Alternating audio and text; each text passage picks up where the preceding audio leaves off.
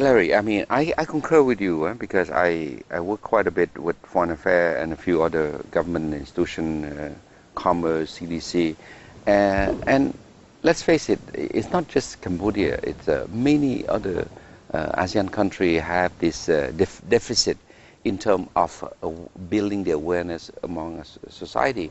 But I like to say one thing though, that in the case Cambodia, and you have mentioned already this survey that showed that Cambodia in terms of economic readiness, we are ranking third after Singapore, Malaysia. But I like to further stress that, you know, there are more opportunity for Cambodia, you know, as a small, open, very liberalized economy to benefit from the ASEAN Economic Community versus the fear, oh my God, we'll be overwhelmed by the powerful neighbor. So this is something that I want, hopefully the speaker will come out with more concrete suggestion on how we can capitalize on this opportunity. That's a very good point. And if you look at the latest statistics released by CDC, Ministry of Commerce, National Bank of Cambodia, the sources of investment have really changed over the past decade. Yes. We now have China, Korea, Japan, yes. Vietnam, also the United States and Europe. But we're seeing much more investment in Cambodia from our region, yes. as investment moves, yes. from higher cost countries, yeah. to lower cost countries, yes. like Cambodia. And there's a very important political aspect to this.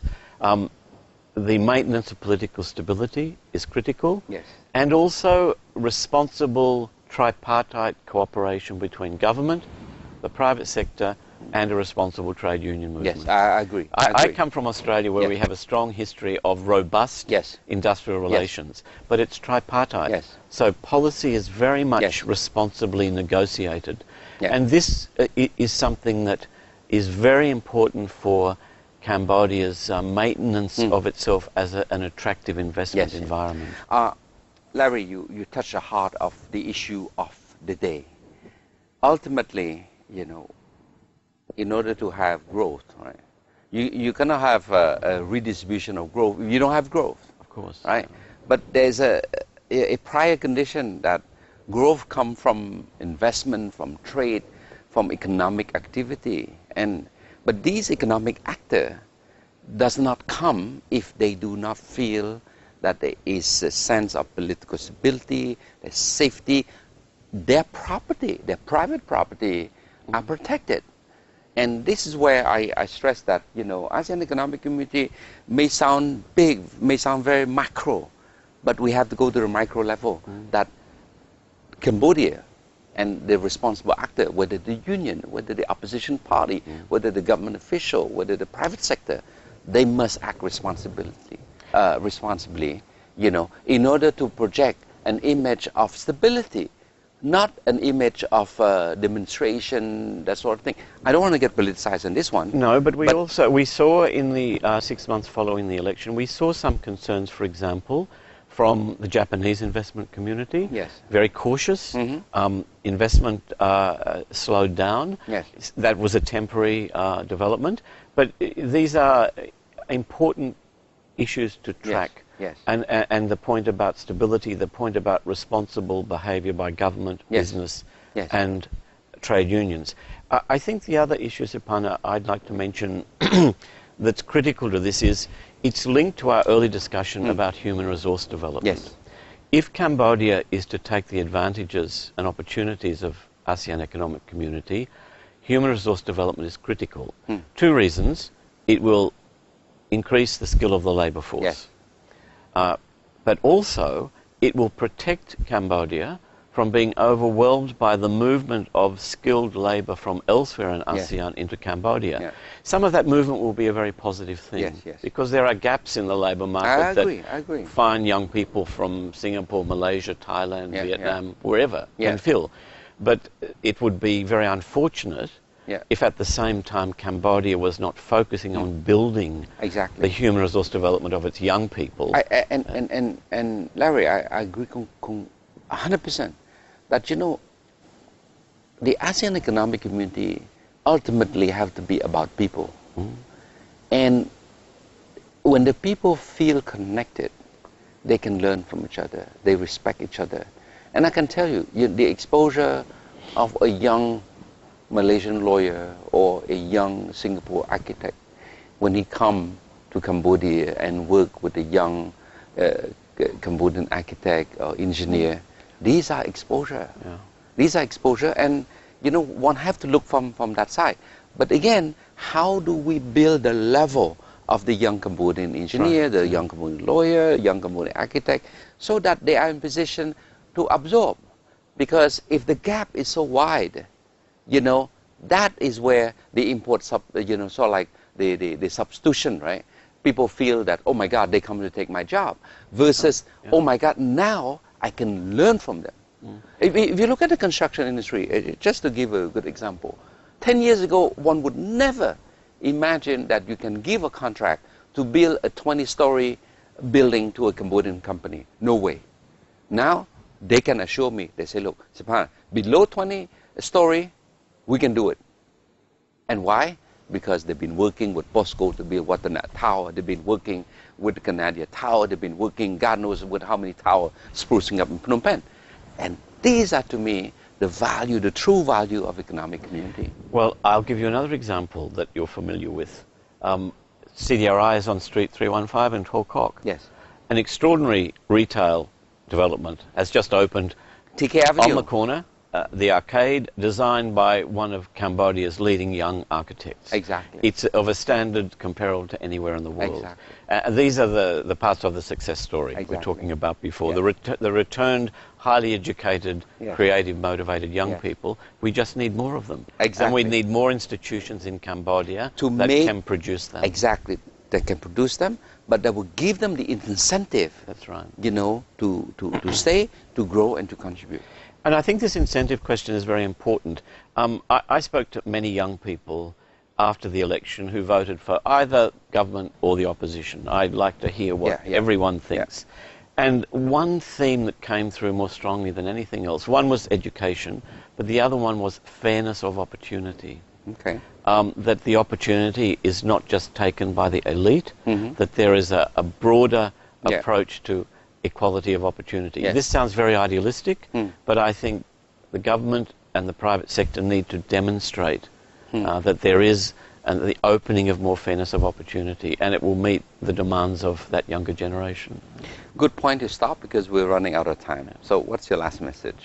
I think my message is the importance at this critical juncture in Cambodia's development of government, opposition, private sector, NGOs, the development community working together in the constructive interests of Cambodia. All right. Well, Larry, I look forward to see this Outlook conference, in a very short time, and basically I'm just excited about the prospect. I'm excited too. All right. Well, thank you so much, Larry, and I hope to see you again next year for our next, hopefully before next year. Okay.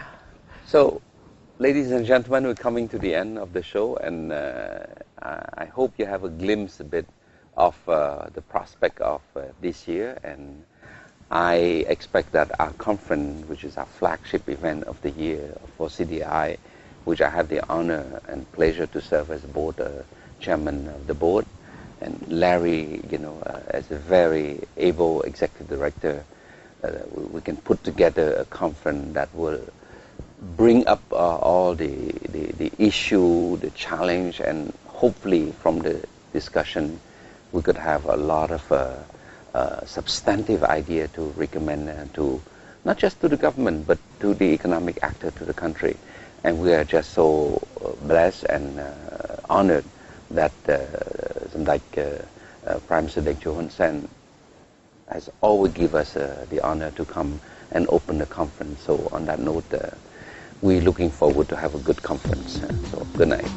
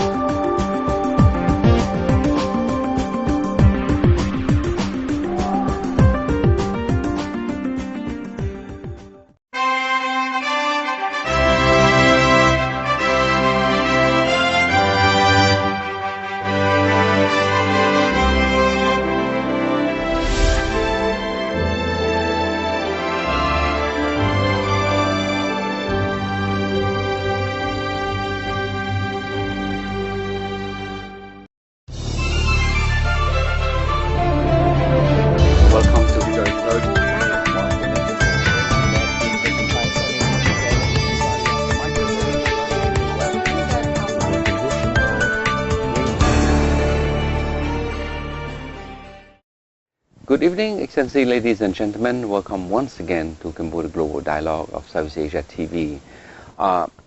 Every year, particularly in the beginning of the year, CDRI, which is one of the most prominent and oldest independent economic institution in Cambodia, is organizing its annual flagship event we call the Cambodia Outlook Conference.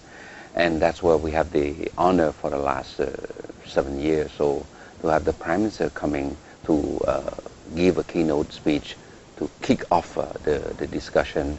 And throughout the day, there'll be a series of panel of prominent speakers who will be touching on economic issue, as it relates to the prospect of the year, economic development. So this year we have a theme, 2014 Cambodia Outlook Conference, called Cambodia, the Next 5 Years, Reform and Competitiveness in an Integrated Region. I have the pleasure to have a good friend of mine, as always, Larry Strange, the Executive Director of CDRI, to come and, have a dialogue with me on the theme of this year. Larry, welcome once again. Thank you. It's great to be here again. Yes. So, anyway, maybe you can elaborate a bit why the theme of this year is, next 5 years, reform and competitiveness in an integrated region. Okay. Well, look, I think everyone's aware we're at a very interesting time in Cambodia's development, both economically and politically. We've had an election in July. We have a government in place with a new mandate for the next 5 years. At the same time, we have the government's development of a Cambodia 2030 vision statement. We have a refreshed rectangular strategy, which is the government's policy platform for the next 5 years, Rectangular Strategy Mark III. And we also have a draft new 5-year National Strategic Development Plan. So on the one hand, we have a whole set of government policy instruments that now need to be implemented over the next 5 years. At the same time, we're heading towards the achievement of the ASEAN Economic Community by the end of 2015, which will be a major step forward in ASEAN economic integration that has major opportunities and challenges for Cambodia. And looking beyond ASEAN, we also see some very interesting developments in broader East Asian regionalism involving China, Japan, Korea, and their relationship with ASEAN. So when we were sitting together and talking to our partners, our long-standing partners and sponsors, ANZ Royal Bank, we thought it would be good to bring those three issues together. The priorities for reform that the Cambodian people now expect of the government. What are those priorities? What are some of the implementation issues? How do we ensure that Cambodia is even more competitive into the future to attract investment, to take advantage of trade opportunities?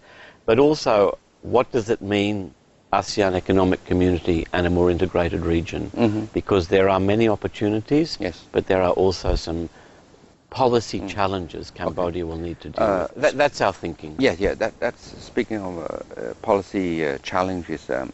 One of but let me just do some PR a bit, because we have to be very grateful to our sponsor. And CDRI is always doing in partnership with ANZ Royal Bank. And they've been our partner for 8 years now. It's a very long-standing commitment. So due recognition to ANZ Royal Bank. Speaking of policy challenges, one of the outcomes that we are very proud of the Outlook Conference, always a good policy brief or recommendation arising from the discussion of the day, that we are able to send to the Prime Minister, send to the government senior official. Well, that's right, and I think from the very beginning, CDRI and a succession of chairs, including yourself as chair of our board, and the leadership of ANZ Royal, we never wanted this to just be another talk fest. We wanted to make sure concrete reform ideas were generated, and issues that needed to be addressed in the implementation of reforms. And I have to say, in each opening address the Prime Minister has given, he has very strongly welcomed ideas for reform, critical feedback, So we ensure that within about 4 to 5 weeks of the conference, we bring out a set of very easily accessible Outlook briefs in English and Khmer language. Yeah. They go not just to the Prime Minister and the government, but broadly to the participants in the conference, which are leaders from the government, of course, the private sector, the research community, NGOs, and Cambodia's development partners. And they've been very much valued in terms of focusing attention on where reform should focus. And perhaps I'd like to go back a bit in history a bit, just on the timeliness, on the theme of every year that we decide to do that. I can recall that in 2012, when Cambodia was the chair of ASEAN, there was a very good conference where we have been able to drum up a lot of ideas, suggestions, recommendation for the government as it took on the leadership of the ASEAN during that time. Well, that's right, and we fed those ideas into the ASEAN summary process, so it was a very neat sequence of events. Exactly. Yeah. And last year was perhaps you can refresh the memory of the the theme of last year, how we've been able to assist also the government in tackling issue of natural resource development, that sort of thing. Last year we looked at two related and very important issues. One was the inclusiveness of growth. Yes. Cambodia is a real success story internationally in achieving a sustained period of growth, from 7 to 10% over more than a decade. It's a remarkable story, and if I can make an advertisement. Yes, CDRI recently published this Cambodia's Development Dynamics, Past Performance and Emerging Priorities. And often the elements of the Cambodian economic success story are not clearly told. So we tried in this publication, which is available through our website, to look comparatively at some of the other developing countries in our region, to underline how successful Cambodia has been at sustained growth, making growth gradually more inclusive over time, poverty reduction, and particularly the openness of its economy to take advantage of trade and investment opportunities. So last year we linked that to the question of responsible governance and management of natural resources. Many of those issues, as you are well aware, are still a challenge for the government, the private sector and the development partners. For example, the land policy. The management of economic and social land concessions, a very hot issue, still unresolved, still much work to be done. The issue of the preservation of forests, and the unfortunate linkage on occasions of deforestation as part of land concessions. These are major challenges. The government has made commitments to address them, but there is a strong community expectation now that it's time to really work harder on those issues. Well, it's very good, and for this year, I think the biggest challenge for the Cambodian government moving forward, not just for this year, but as a prelude also for next year, which is the 2015, where the buzzword is all about, my God, Cambodia going to enter the ASEAN Economic Community. I still believe that is an unfounded fear. And 2015 will not be a dramatic change from black or white to green. ASEAN Economic Community 2015 is a process, is a milestone, right? And it's important that I feel that in the discussion of our Outlook conference, speaker can come up with suggestion, recommendation on how Cambodia should better prepare itself in terms of policy, in terms of implementation. What's your anticipation? Well, you and I have actually discussed this topic many times because it's an area you have deep expertise and interest in, particularly as a former Secretary of State for Commerce and shepherding the WTO accession of Cambodia. Cambodia is actually very strongly placed compared to some of the ASEAN members in AEC 2015. The reason for that is the openness of its economy and many of the provisions that were required as part of its WTO accession process. So in the most recent ranking of the key deliverables to comply with the requirements of ASEAN Economic Community, interestingly, Cambodia came in third behind Singapore and Malaysia. which surprised some. The reason was because of the openness of the economy. Where there are still major challenges, and you're very well aware of this, is the soft management issues, the cross-border transactions, the cost and multiplicity of customs and other processes, the informal payments still required in many cases in border costs, the costs of transport, the cost of processing containers through ports and across borders. These are still very challenging practical issues for Cambodia. That's one set of issues. I guess in our industry and language we'd call it the interaction of the hard and soft infrastructure issues for connectivity.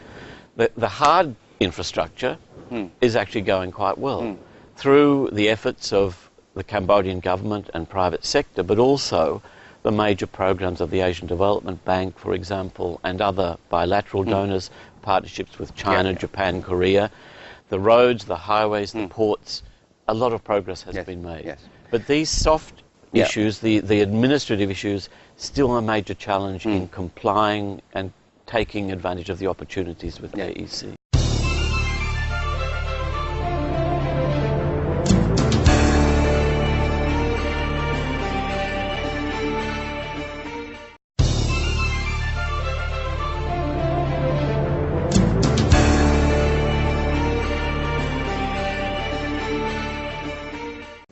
You mentioned soft infrastructure.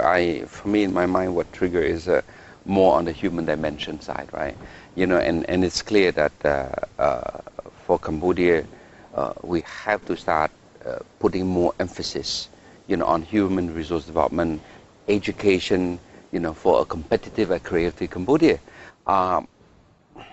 What's your view on that? Well, that's why the second session of the conference is just as you characterize it, skilling Cambodia, human resource development and education for a competitive and creative Cambodia. We put together a remarkable panel of speakers here, led of course by the dynamic new Minister for Education, the former chairman of my board of directors, Excellency Dr. Naron, who has already produced a lengthy, very well-considered set of reform priorities in the education sector. They are very challenging. Let me break them down into three areas. Ensuring, despite the progress Cambodia has made in ensuring a very high level of participation in primary education, still major challenges about the quality of education, about the training of teachers, their remuneration, and incentives to ensure motivated, good teachers in rural areas of Cambodia. Secondary education, challenges to improve the retention rate, not just generally, but also particularly for girls, making sure that young Cambodian women are staying in secondary education for longer. The same issue is also about quality control and the training of teachers. When we get to tertiary education, there's a very complex set of reform challenges. Cambodia has a very complex tertiary education system, partly state, partly private investment. There has been a lot of analysis of the very uneven quality of tertiary education. So some of the priorities for the new minister and his team are the quality control of private tertiary institutions and ensuring that curriculum reflects Cambodia's needs. The second is the big challenge of improving technical and vocational education and training. The private sector in Cambodia is crying out for more skilled young Cambodians to take up the job opportunities that are being offered.